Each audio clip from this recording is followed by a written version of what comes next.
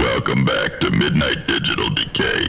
In 1905, the isolated San Borondon Lighthouse, perched upon the furthest reaches of the Argentine Patagonian coast, stood as the only safeguard for ships navigating one of the most treacherous sea routes in the world. Sailors knew the area as the end under the world, due to the deadly convergence of currents and brutal storms that often swallowed vessels whole. But it wasn't just the waters that earned this region its fearsome reputation. By December of that year, reports started to trickle back from the sparse ships that survived the journey. Captains whispered of strange lights that emanated from the cliffs where the lighthouse stood. These were no ordinary beams, but erratic, dancing lights that sometimes appeared green or violet, twisting unnaturally in the night sky. The strange part, the lighthouse was fully automated. No one was supposed to be there. Weeks later, a French vessel, Le Cygne, attempted to dock for repairs in the small harbor beneath the lighthouse. What they found chilled them to the core. The lighthouse, operational but decayed, seemed abandoned for decades.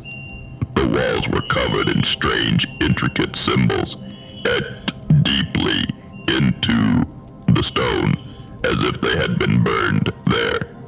Yet, according to all records, the lighthouse had been built less than 5 years earlier. No traces of its original builders remained. No tools, no supplies, no sign that anyone had ever set foot there. But stranger still were the logs recovered from the station's control room. The final entry, written in a hand none could recognize, bore an unsettling message. The beacon has summoned something from the deep. It calls, and soon it will rise. We cannot stop it. We can only leave before it finds us. The Le Cygne's crew left immediately, abandoning their plans for repairs, spooked by an overwhelming sense of dread. The captain refused to ever speak of the incident, leaving only vague recollections to his officers. But others, less superstitious, came to investigate the mysterious events. A week later, an expedition was mounted by the Argentine Navy to investigate the abandoned structure. What they found defied explanation. The lighthouse tower had collapsed, shattered, as if some unimaginable force had crushed it. The walls surrounding the structure were torn apart, and the sea itself looked wrong. The waters were black, churning unnaturally, though the skies were calm. The strange symbols that had been found earlier were now glowing faintly, pulsing in rhythm with the tides. The crew's unease grew as they explored the wreckage. Then a voice, hollow and distant, echoed from the deep. The log entry had not been a warning for the crew. It had been a warning for the world. Something stirred in the ocean depths beneath the lighthouse. Something ancient, something that predated the very land it slumbered beneath.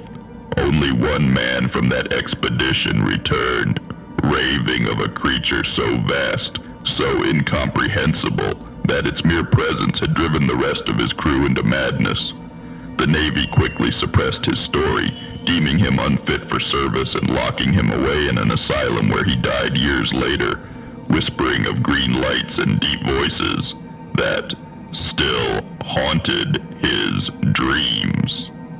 The San Borondon Lighthouse was officially removed from nautical maps.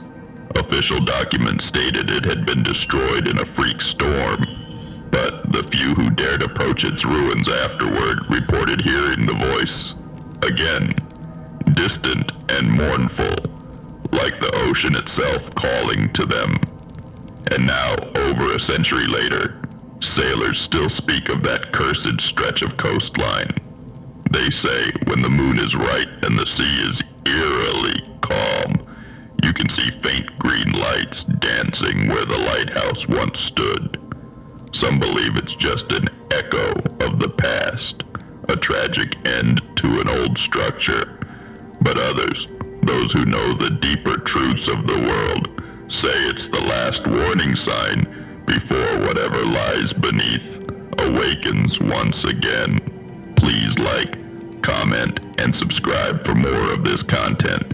It lets me know people enjoy it and motivates me to continue to create it for you all. If you haven't already, check out my link tree in the description for more esoterica.